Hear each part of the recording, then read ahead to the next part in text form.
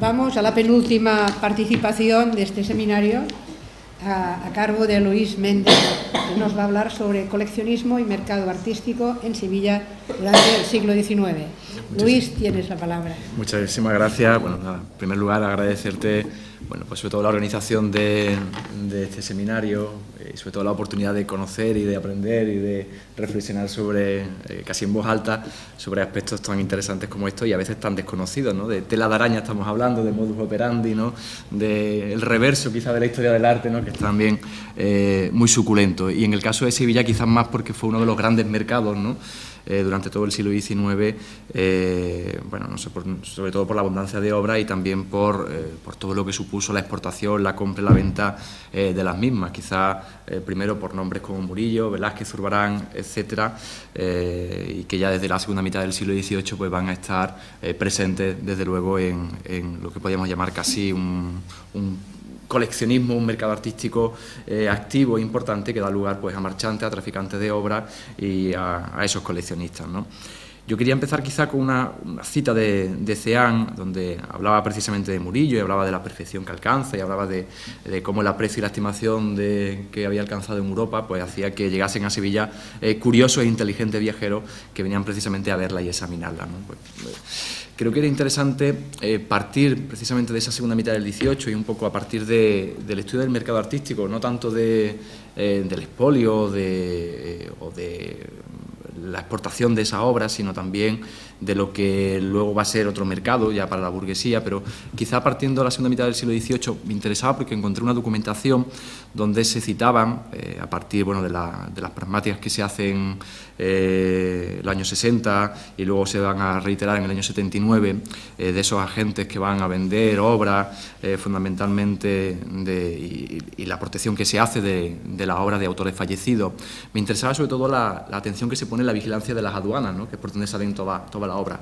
Y me interesaba algunas instrucciones que se dan concretamente al asistente de Sevilla, recordándole las obligaciones que tiene de controlar la aduana. En este caso se le hace casi una obligación personal a que sea él el que promueva pues, ese celo a las aduanas.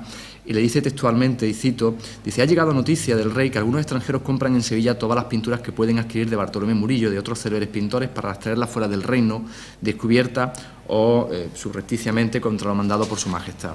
Y aquí viene quizás lo interesante, ¿no? Que le encargan precisamente al asistente que identifique a los sujetos, que identifique qué piezas están enajenando de Murillo o de otros autores de crédito, a qué extranjeros se le están vendiendo y que los intimide bajo pena competente de multa y de embargo de la colección, tanto a los vendedores como a los posibles compradores.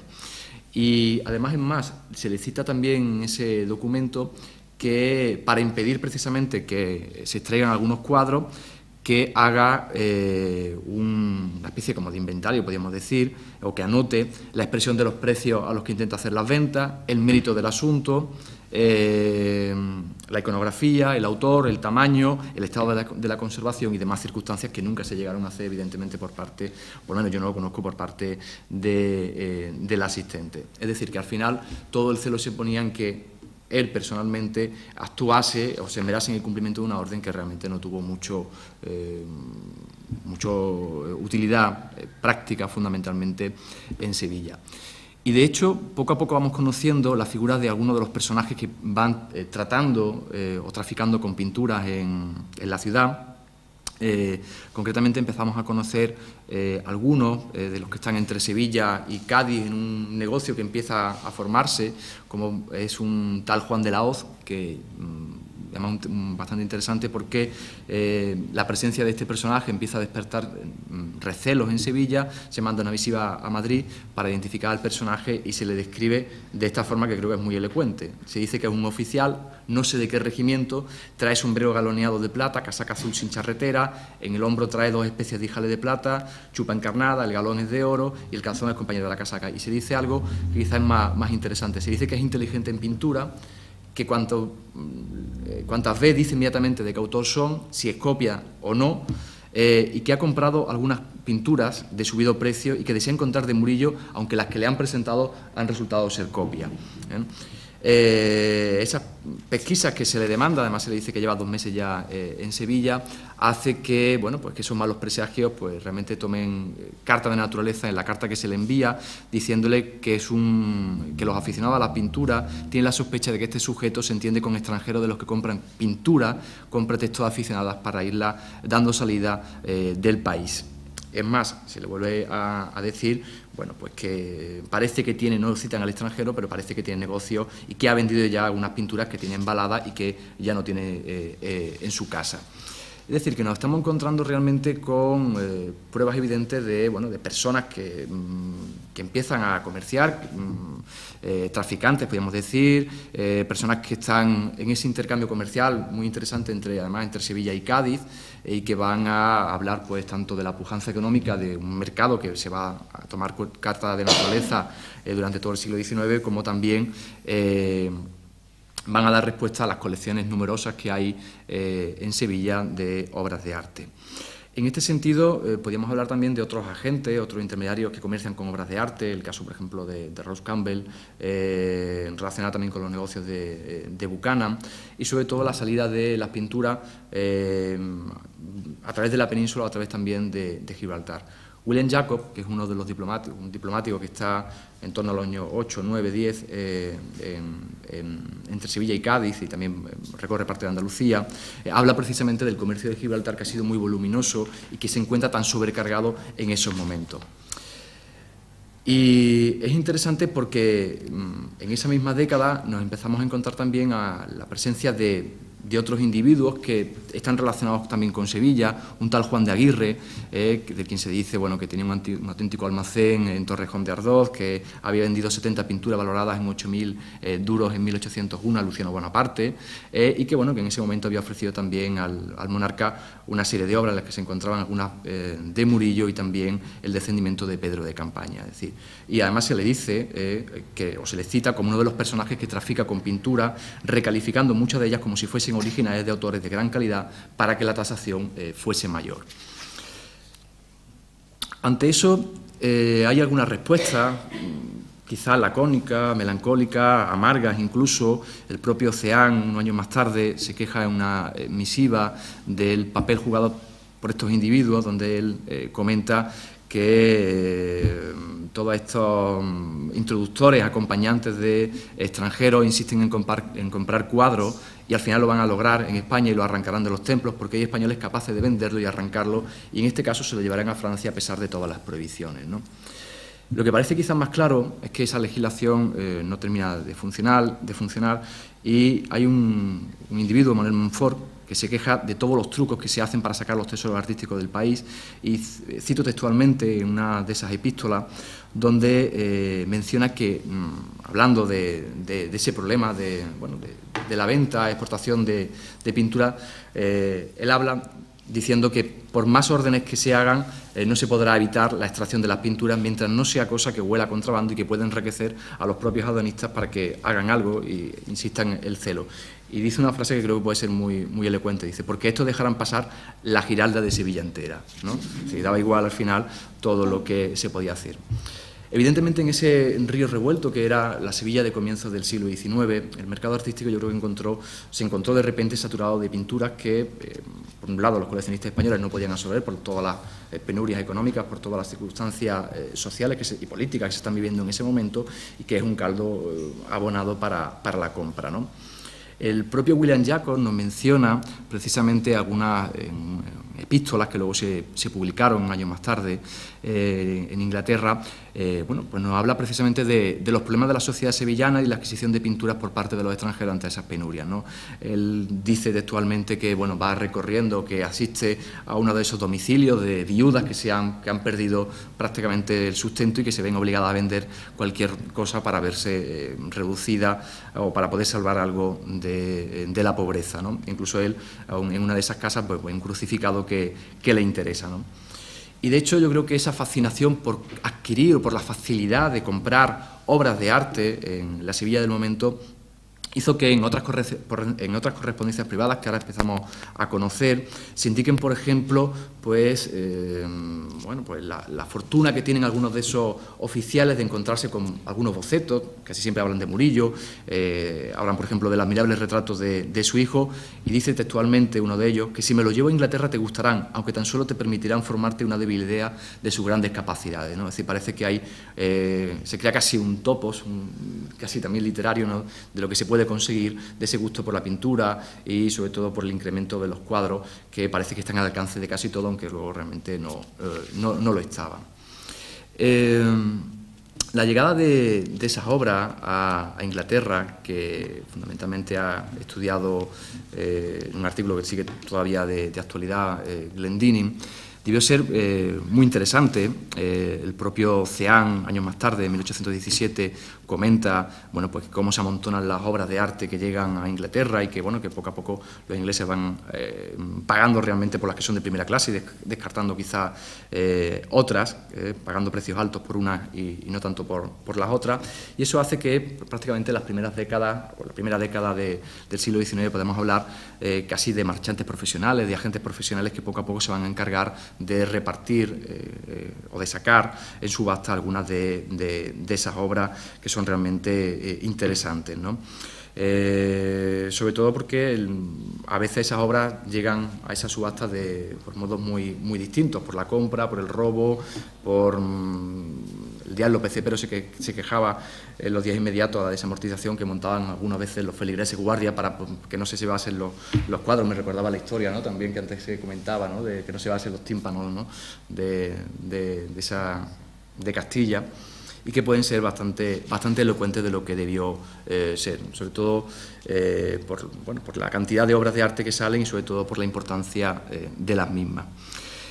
Lo que podríamos hacer quizá una reflexión, ¿no?, en torno a que si a principios del siglo XIX el mercado artístico sevillano era muy rico, muy abundante, en la década de 1830, tras los robos de la guerra, las secuelas de la desamortización, las compras hechas por los franceses, ¿no?, de las que ayer estaba hablando Ignacio Cano, pues posiblemente a partir del año 30 ya era mucho más difícil conseguir obras auténticas y sobre todo obras a veces incluso de calidad, ¿no? Algunos testimonios de algunos de los viajeros así lo atestiguan, ¿no? En 1822, por ejemplo, Quinn se queja de que ha recorrido muchos hospitales, conventos e iglesias en Sevilla donde tenía noticias de que existían obras de Zurbarán y de Murillo y que ya no se encuentran, ¿no? O el propio Wilkie en 1828 también se queja de la imposibilidad de comprar buenos cuadros, ¿no?, y algo que va a ratificar viajeros posteriores, ¿no?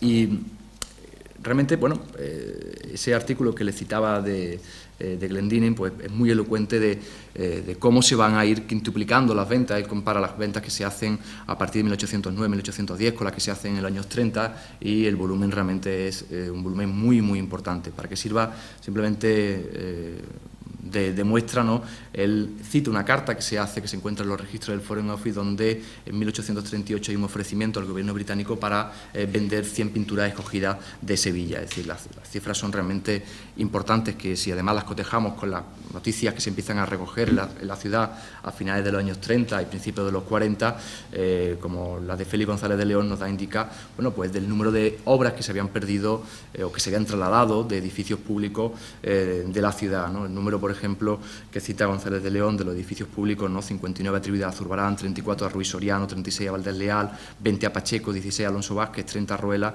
y 5 Velázquez, son realmente indicativas, bueno, de todo ese mercado, de todos esos cambios profundos que se están dando en la ciudad, que quizás se podían resumir en la frase de Richard Ford tan conocida, ¿no?, de todos estamos aquí locos comprando y vendiendo cuadros, ¿no?, porque realmente creo que fue algo importante.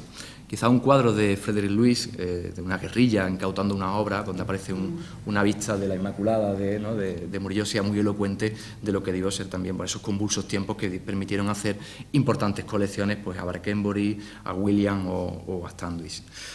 William quizás sea el paradigma, ¿no?, de esos años donde realmente consigue una de las colecciones de pintura más importantes de la Sevilla de esos momentos y que actúa realmente como un marchante, compra, vende a otros coleccionistas y aparte de ser considerado uno de los mejores quizás especialistas de la pintura en ese momento, va a ser realmente una persona que va a ir adquiriendo un importante número de pintura de los principales maestros, ¿no? La relación con Ford es bastante interesante porque, en parte, las obras que adquiere Richard Ford durante su estancia en Sevilla proceden también de la colección de Williams, ¿no? Como el San Serapio de Zurbarán, o incluso el dibujo que conserva la ciudad, el dibujo que conserva de Murillo, que todavía pertenece a los descendientes de Richard Ford, ¿no? Es interesante también en ese momento, a partir de esa década, cómo no solamente se empieza a localizar pinturas, sino que empiezan a abrirse también a otros elementos, como van a ser dibujos, libros, grabados, que van a ir recopilando pues una información cada vez más importante, como la que hace pues también por esos mismos momentos Hal Standish, recopilando pues no solamente pues pintura de Zurbarán, de Velázquez, de Murillo, sino también otro tipo de elementos, algunos de ellos que procedían de la colección del Conde del Águila, ¿no? Que esta mañana estábamos comentando incluso que sería interesante pues hincarle el diente a un personaje como este, que es clave para la Sevilla del momento, ¿no? Igualmente, creo que se podía hacer también casi lo que proponía Ventura con las atribuciones de Velázquez con los falsos Murillos, ¿no? Se podía también rastrear, ¿no?, todos los falsos Murillos que hay en ese momento, ¿no?, de los que ya pues empiezan, bueno, desde una corriente que hay en la propia ciudad, y como, bueno, pues muchos de los viajeros empiezan a hablar también de los falsos Murillos que se pueden localizar. Quizá el testimonio muy conocido también de Gautier, de 1840, donde él empieza el encabezamiento de esos falsos Murillos que le ofrecen por la calle, nos dice: el honor y también la plaga de Sevilla es Murillo, ¿no? Y donde habla no ya de los aristócratas que han vendido sus colecciones, sino de los burgueses o de los curas, ¿no?, que poseen al menos 300 Murillos de la mejor época, ¿no? Y bueno, él dice que en cada esquina se tropieza con alguien que le vende un Murillo, y que quizá lo más importante del Murillo es el marco, la moldura, y que siempre habrá un inglés que lo termina comprando por 30.000, ¿no?, por 30.000 francos y no por 30 francos, que es lo que realmente vale. En ese sentido, creo que es interesante cómo, a partir que va pasando la década de los 30, donde se empiezan, pues, donde se hacen grandes compras, y casi quizás hasta el 52, donde, bueno, pues se vende la Inmaculada Azul por unos precios realmente astronómicos, empiezan a cambiar un poco las noticias que aparecen en Sevilla, en esa relación entre coleccionismo y mercado artístico, y donde algunos de los británicos que llegan precisamente a partir de esos años se perciben el cambio que ha habido en las ventas, ¿no? Clark, por ejemplo, un libro muy interesante que se publica en 1851, habla de cómo media Sevilla vive de las falsificaciones y de los robos de pintura, y dice textualmente que no pasaba ni un día sin que le molestaran con la venta de algún pedazo de retablo de altar, de la mitad de santo del calendario, pintado sobre óvalos de zinc o cobre, lo que nos está indicando evidentemente que ya no solamente son los Murillos, sino que son otro tipo de obras las que se están vendiendo, y que realmente están copando ya un mercado importante. A raíz de lo que se comentaba esta mañana, a partir de precisamente de esa década, las grandes ventas de Murillo no se hacen con ventas de Sevilla, sino que se hacen con los restos que se habían vendido fuera en París, o que lo que tienen los grandes coleccionistas británicos. Y en ese sentido es curioso cómo una década más tarde, en 1873, lo que se visita por parte de los viajeros en Sevilla ya no son los Murillos, sino lo que queda, casi los fósiles de Murillo en la ciudad, los restos del naufragio de Murillo en la ciudad. Los restos del naufragio no era más que no era otra cosa que prácticamente la casa en la que vivió Murillo, que era la casa que tenía también el Leal López Cepero, que tenía una colección importante, aunque ya por aquellos momentos casi todo lo que tenía eran las copias de Murillo, o incluso falsos Murillo, algunos de ellos, como una Santa Catalina de Alejandría, que sigue teniendo algunos de los descendientes de esta familia. Y es interesante como algunos viajeros, como Stone, por ejemplo, cita en 1873, cuando se publican sus memorias por España, hablando precisamente de Murillo, cita a un señor aficionado a la Bella Arte, no dice el nombre, evidentemente López Cepero, que había decorado las estancias con pinturas secundarias del siglo XVII y algunas pinturas que solo su dueño consideraba Murillo, para crear una ambientación historicista. Creo que la frase resume muy bien lo que quedaban, pues, precisamente de esos naufragios, no solamente porque ya no quedaban muchas o importantes obras que se le al mercado, sino también porque los gustos estaban cambiando, estaba triunfando Velázquez, estaban triunfando otros elementos.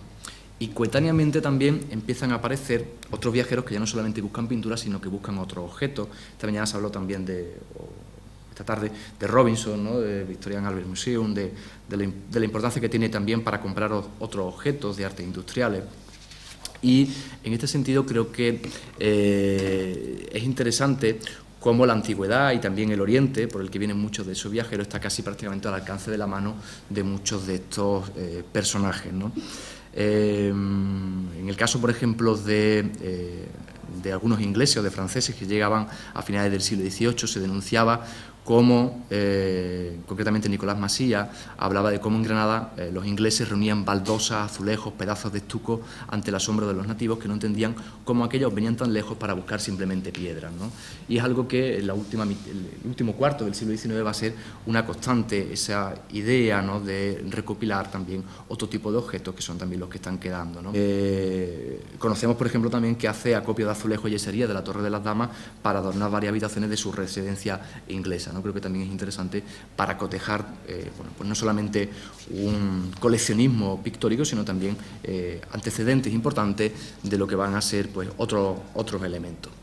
Y aquí empiezan también, en ese tráfico ilícito, en esa red de araña que estamos viendo o reflexionando, algo importante que empieza con la llegada o con el desarrollo de la cultura del viaje, ¿no?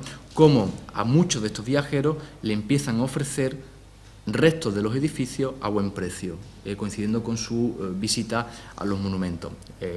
Lady Louisa Tennyson, por ejemplo, cuenta una anécdota que le cuenta Hoskin, por ejemplo, de cómo le ofrecen comprar algunos azulejos a buen precio, cosa que él rechaza, pero nos da un elemento bastante interesante de cómo acusa a un granadino de tener tratos con los presos forzados que trabajaban en la Alhambra y cómo esos, bueno, pues se cometían numerosos destrozos que luego se vendían, esos materiales se vendían luego a los extranjeros, ¿no?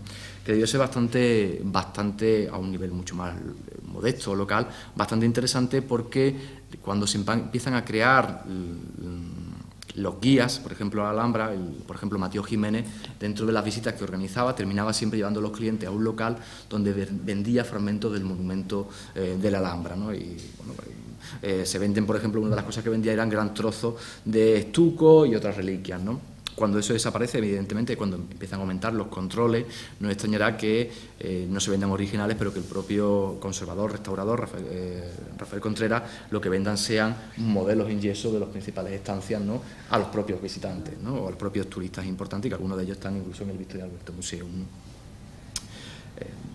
Es interesante también señalar, bueno, pues esas escenas quizás de pequeño vandalismo que se repiten muchas veces y que no solamente vemos en la Alhambra, sino que vemos también en otros monumentos, como el caso de Itálica, que es bastante interesante, donde hay un continuo expolio durante todo el siglo XIX, donde muchos viajeros señalan nada más llegar a Santiponce que eran asaltados por una nube, un enjambre de personas, sobre todo mujeres y niños, que le ofrecen monedas romanas, que le ofrecen pues piezas que se han encontrado, piezas de mosaico que se han encontrado, y bueno, pues el propio Antoine Latour pues señala, bueno, de cómo es abordado en la visita itálica por todos estos habitantes que van a ofrecerle pues pequeños fragmentos de mosaico, monedas decastadas como recuerdo y que acompañaban precisamente a la visita. Todavía en la década de 1880 Itálica seguía expoliándose, vendiéndose material encontrado en las ruinas romanas. Desde luego no fue el único monumento donde se vendían restos de las antigüedades a esos viajeros o a esos turistas, ya que podemos llamarlo. Uno de ellos, Antonio dos Santos Rocha, que tiene una conciencia hasta cierto punto patrimonial, en 1886, en un libro no muy conocido, en Cartas de Andalucía, relata cómo le llevan precisamente en su visita a Itálica a una tienda que eran los propios guardias del monumento, y tienen esa tienda donde le ofrecen objetos auténticos, le ofrecen fragmentos de vasos, capiteles romanos, restos de mosaico, que se han ido encontrando en las excavaciones que se han hecho en la galería y en la propia arena del anfiteatro, ¿no? Lo interesante es que, bueno, él no compra nada, se excusa no comprando nada, y él, bueno, dice de una manera un poco ñoña que, bueno, que él coge una amapola y que es el símbolo, ¿no?, de lo que puede conservar él de la famosa Itálica, pero que podemos poner en relación con la adquisición en esos momentos también de otras colecciones arqueológicas importantes, como la de Mateo Gago, que va reuniendo también colecciones importantes dentro de la ciudad, y que van a crear pues todo un tejido importante, donde ya no es la pintura lo importante, sino que son otro tipo de objetos, otro tipo de elementos los que se van a incorporar también a ese tráfico ilícito y que van a dar lugar, bueno, pues luego en el siglo XX a pues un expolio sistemático, algunos de ellos que están incluso en la Hispanic Society de Nueva York, salidos de la propia Carmona, ¿no? Bueno, esas eran un poco las reflexiones que yo traía e intento abreviar porque sobre todo porque estamos ya a una hora un poco mala. Muchas gracias. Hay alguna carta desde Granada, hay dos cartas interesantes, una que hace referencia a una fábrica de falsos bronces y que creo que le escribe a David o no sé, a David o a Stewart que les quieren comprar un bronce pero es decir, hay esa fábrica de falsos bronces que a gente como a él pues no le van a engañar, pero que a los ilusos que pues eso sí. Eso por un lado, y luego por otro lado hace una referencia a un platero que ha comprado 25.000 onzas de plata procedente de la fusión de objetos de las iglesias y cuantos objetos maravillosos que se han perdido para siempre. Hay una ilustración muy conocida de Daumier, que debe ser de los años 60, no debe ser mucho más allá, que aparece el típico guiri, que es un inglés, que está en la Alhambra de Granada y está precisamente, o sea, sin que le vea a nadie, cogiendo un estuco o del 66. Es un azulejo, quizás, es un azulejo, es la ronda más titular de Doré. Perdón, no sé qué te he dicho, de Doré. Sí, tiene que ser 60 o 70, ¿no? El 66 es cuando 60, se publica el libro de... Y ya nos está indicando que esa costumbre pues debía ser bastante anterior, ¿no? Porque ya están interesados en coger el recuerdo, ¿no? Sí, él cita además textualelmente, bueno, que ellos cuando llegan ahí se quedan un poco asombrados de que lo hace con total impunidad, es decir, lo hace como si fuese una... Es divertidísimo, una porque costumbre, se ve el típico guiri, ¿no? O sea, y a la mujer vigilando para que no llegue nadie, ¿no? El típico inglés. La condición humana, porque en la pedrera están reponiendo los pomos de las puertas, digamos, el modelo de Gaudí constantemente. Sí, ¿verdad? Claro. Has mencionado también a Rafael Contreras. Rafael Contreras era un magnífico maquetista. Sí, sí. En el Museo Arqueológico Nacional hay unas maquetas, una de las cuales es una auténtica preciosidad de la Sala de Dos Hermanas, porque es que las hacía con un cuidado y con un mimo, y están además por dentro, esa en concreto, policromada con una perfección verdaderamente increíble. El patronato ha conservado algunas, pero... Pues esa está ahí, claro, y procede de Granada. Sí, sí.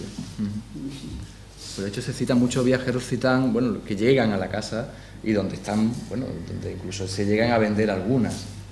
Pues son preciosas. Queremos exponer una ahora. En el nuevo montaje, vamos a ver. ¿Está cuantificado el número de murillos auténticos que se salió de Sevilla? Yo creo que más o menos se saben, por lo menos se le ha seguido la pista, pero... Yo creo que Angulo... Sí. En el libro de Angulo están casi lo mejor. 400 y en Sevilla quedan unos 30 murillos. No más. Cuando llega Taylor a Sevilla no coge ningún murillo, ¿ya? Sí, sí. Tiene que quedar todavía, quedan ¿no? todavía. O sea, que todavía en los años 30 hay algo que queda. Que en los 30 hay muchas piezas. En el 35 ocurre la 35 exactamente. Claro, claro. y empiezan a salir nuevos murillos. Tengo entendido que en los 30 ya había un bajón, ¿no? Pero bastante... No, el 38 se venden todavía. Las cifras que da Lenguinin es de unos niveles de exportación muy importantes que claro, habría porque quizá... estos no venían a coger cualquier tontería, estos venían directos, ¿no? Yeah. El Vaticano, cuando radiografiaron el murillo que había regalado Isabel II, salió un cuadro del 19 de Aja. Sí, un trapichero total. El cuadro del 19, sí. Isabel II lo regaló el Papa. Pero ya lo hizo con buena intención, ¿no? Era muy típico. Sí. Tenía dos versiones de ese... La reina tiene dos versiones de ese cuadro.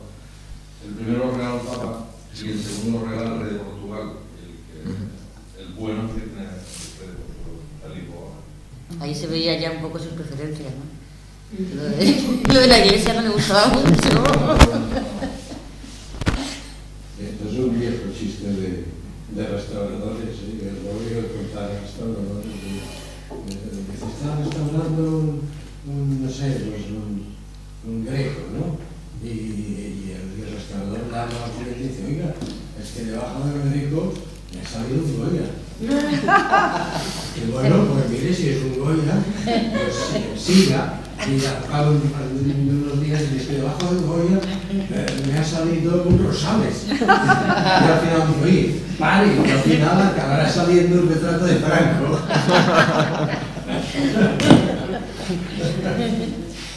Esto era, lo había unos espectadores.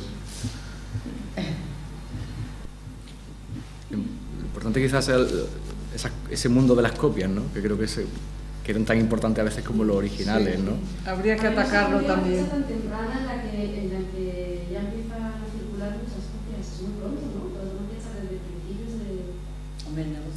El último tercio del 18 empieza ahí. Bueno, incluso se tiene la noticia de Juan Pablo Forner que embala obras y para que las vea Carlos IV para que las pueda comprar. Y son obras de Murillo, la Inmaculada, ¿no? Parece que pasa la que está en... Con esa finalidad, copias... Sí, no, pero con la finalidad de sustituir.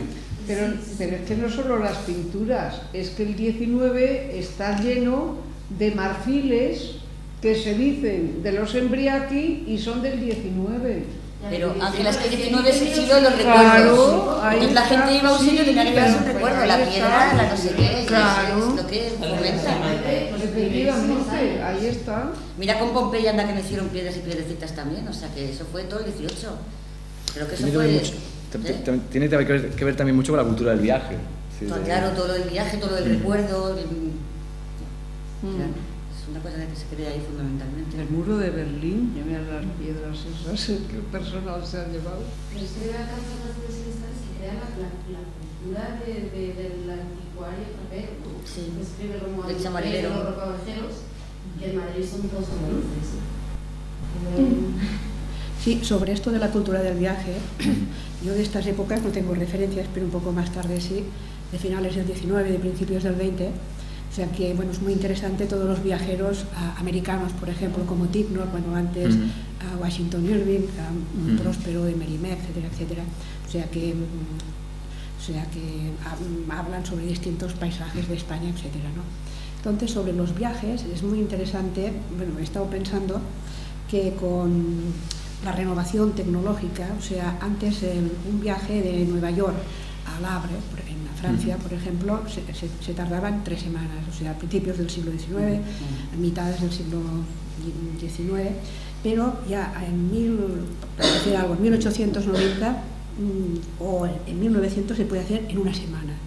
Entonces, la rapidez de los viajes propicia que estos grandes coleccionistas americanos, como Huntington, Hammeier, Van der Waals, etcétera, etcétera, o sea, viajen a Europa y se pasen 6 meses, con un esquema de viajes que recuerda, o sea, es distinto a los del Grand Tour, porque viajan con criados, viajan con fotógrafos.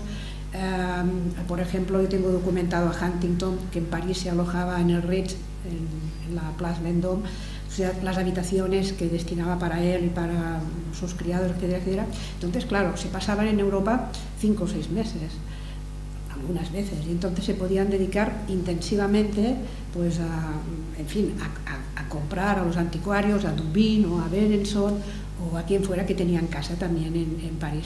O sea que eso de los viajes realmente es muy interesante de tenerlo en cuenta. De manera curiosa, es que esta fascinación por la pintura barroca española tiene un origen 18, 19 que crece, pero en cambio las culturas de esa misma época no interesaban a nadie. O sea, hasta 1900 esto no interesa. Martínez Montañé, el libro de Rodin son objeto de compra por parte de nadie. Hay como un siglo de diferencia. Bueno, que es así, digamos, también el estudio de esa disciplina también empieza más tarde. Moreno, los poetas, empiezan a estudiarlo. Es para Camilo de Villas, hay un siglo de Güez, hay un siglo que, bueno, lo barroco de esa época es como si no existiera. Pero en cambio, yo he documentado en la Hispanic Society a José Gestoso Pérez, que es un historiador del arte y forma parte de la Comisión de Monumentos, un académico, etcétera, etcétera, que manda varias piezas de escultura. 1906, 7. Porque era un loco, era un loco de las artes. Sí, por esto, o sea, antes. Sí, 6, 7, o sea, así, de Sevilla, o sea que. Hay un. Lady Luisa Tennyson va a ver los murillos que están en la iglesia de los capuchinos, y es muy interesante porque ella va a ver los murillos y ya, claro, los capuchinos ya le enseñan el resto de la iglesia, le enseñan la pastora, que es una, bueno, con unos tirabuzones, con un sombrero de pastora, rodeado de abejas, y ella se espanta y no se le ocurre decir otra cosa que es lo más parecido a un muñeco de cera, de casi de Madame Tussauds, ¿no? Es decir, como espantada de lo que hay, ¿no? Y un poco el reflejo de lo, también, aparte del rechazo iconográficamente o por cuestiones religiosas, ¿no? Es decir, la separación abismal que hay entre la pintura y la escultura en ese momento, ¿no? Bueno, lo que también es que es mucho más difícil. Es mucho más difícil, te iba a decir. Claro. Es mucho más difícil la escultura, valorarla. En la colección. Y valorarla, solamente. Es más fácil, es más complicado. La cultura romana la cogían ya en el siglo XVI, la llevaban saltándose las normas de guarda. Es más difícil apreciar esos estéticamente. Para el burro la falsificaban, claro. Está bien porque lo del inventariado que se recogió también para los Museo de la Trinidad está perfectamente localizado, y sí que no hace un superior, ¿no? Las esculturas están todas, no había ningún interés. Pero es interesante como Andersson, que es un pintor sueco que llega pues, a esa frontera, ¿no? Del final del 19, principio del 20, y compra, por ejemplo, en Sevilla no puede comprar ningún murillo, compra una copia de la Virgen de la Servilleta, que luego utiliza y reutiliza para algunas composiciones, y compra algunas esculturas románicas también en Cataluña. Y bueno, de pequeño tamaño que puede transportar, ¿no?